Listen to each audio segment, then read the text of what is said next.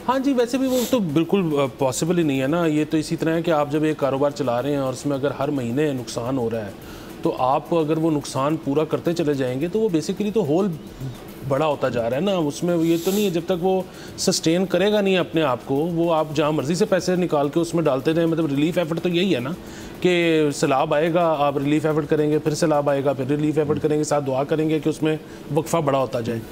मैं तो एक माशरती सवाल मेरा और भी है, वो ये है कि बहुत ज़्यादा बात हो रही है उन लोगों की जिनकी हाउसिंग सोसाइटी ज़ेरे आब आई, ऐसे लोग जिनके वहाँ पे घर थे और जो मुतासर हुए।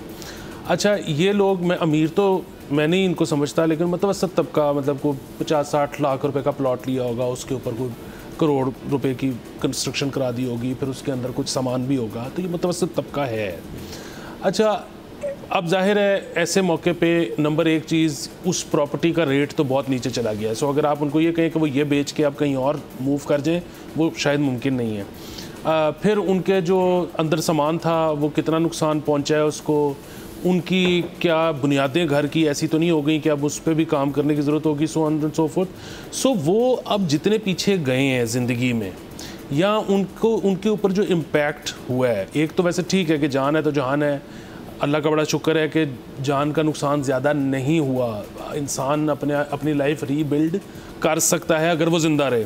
लेकिन क्या उनके लिए अपनी लाइफ रीबिल्ड करना ज़्यादा आसान है, या जो ऐसे गरीब लोग जो कि बस बैठे होते हैं, लोकेलिटीज़ बना लेते हैं दरिया के किनारे, उसकी वजह यह है कि उनके पास कहीं और रहने की जगह ही नहीं है, और वो ये सोचते हैं कि हम किसी मेन जगह पर आकर बैठेंगे तो हमें कोई ना कोई उठा देगा, सरकार ही आके उठा देगी। यहाँ बैठ जाएंगे तो कोई नहीं उठाएगा, या अगर कोई उठाने आ भी गया तो कुछ ले दे के बैठे रहेंगे। वो जब उनके छोटे से कैटल, मतलब वो जो भी उनके पास कुछ कैटल है या जो भी उनके पास कुछ सामान है, जब वो सारा कुछ रुड़ गया, उनके लिए अपने आप को रीबिल्ड करना ज़्यादा आसान है। इन दोनों में सबसे पहले तो फैसला ये करें।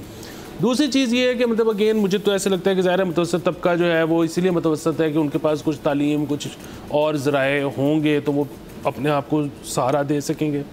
गरीब आदमी है, उसके पास क्या अपॉर्चुनिटी होगी अपने आप को ये करने की।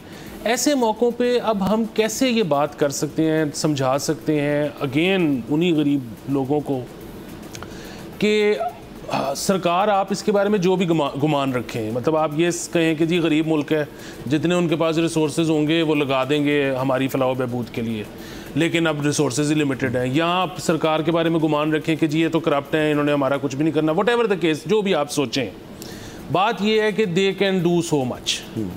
तो अब अगर जो मैं आगे नस्ल लेके आ रहा हूँ अपनी, बहुत हद तक मेरे पे ही जिम्मेदारी है कि मैं उनके घर सर पे छत भी इंश्योर करूँ, मैं उनका खाना भी इंश्योर करूँ, मैं फ्लड से बचाव भी इंश्योर करूँ। तो अगर मैं ये सारा कुछ इंश्योर नहीं कर सकता, और अगेन मतलब इंसान के साथ जब कुछ होती है तो उसको बहुत तकलीफ़ होती है, लेकिन जब उसी शख्स की औलाद के साथ खुदा न खास्ता कुछ होता है तो फिर तकलीफ़ दुगनी हो जाती है। सो ये सारी चीज़ें समझाना, हमारा जो अगेन जो पॉपुलेशन ग्रोथ रेट है उसके ऊपर बात करना, उसको किसी तरह मैनेज करना, क्योंकि अगेन अब आपके सामने ही है, आपके जो इकोनॉमी की ग्रोथ है और जो आपकी पॉपुलेशन की ग्रोथ है वो आप आपस में मुताबिकत ही नहीं रखती।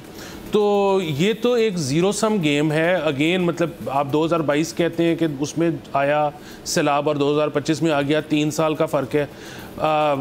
अल्लाह करे अब फ़र्क ज़्यादा पड़ जाए, लेकिन खुदा न खास्ता 10 साल बाद भी आएगा, और हमारा अगर पॉपुलेशन का और इकोनॉमी का ग्रोथ रेट ऐसा ही होगा तो बहुत ज़्यादा नुकसान होगा, जानी भी माली भी। हाँ बिल्कुल सर, देखें ये एक तो अब उस किस्म के सवाल है जो कि हर शख्स को, जब वो किसी भी ऐसी एरिया में अपने आप को लोकेट कर रहे हैं तो उसको सोचना पड़ेगा। देखिए ये सैलाब लाहौर तक आया, लाहौर के कुछ इलाकों में। अब ये एक ऐसी जगह है जहाँ पे लोग बाहर के शहरों से या गाँवों से शहर के अंदर मूव करते हैं। लाहौर एक ऑप्शन है इंफ्रास्ट्रक्चर वाइज, ये उसके अंदर भी कंसिडरेशन है कि जी आपने करना है आप या नहीं करना है। एक ये सवाल भी लोगों के जहन में आएगा, नंबर 1। दूसरी से ज़्यादा अहम बात है वो ये है कि जो यहाँ पे हम ब्रेन ड्रेन या ब्रेन गेन की जो बात करते हैं, बहुत सारे लोग जो हैं वो उसको भी मद्देनज़र रखेंगे इस कि जी हमने अगर, तो देखिए पहले तो हमारे पास कोई मोटिवेशन नहीं थी एक्सक्यूज़ मी, इस मुल्क के साथ हमारे पास अपॉर्चुनिटी थी, नॉट मोटिवेशन एंड यहाँ सब कुछ चल रहा था।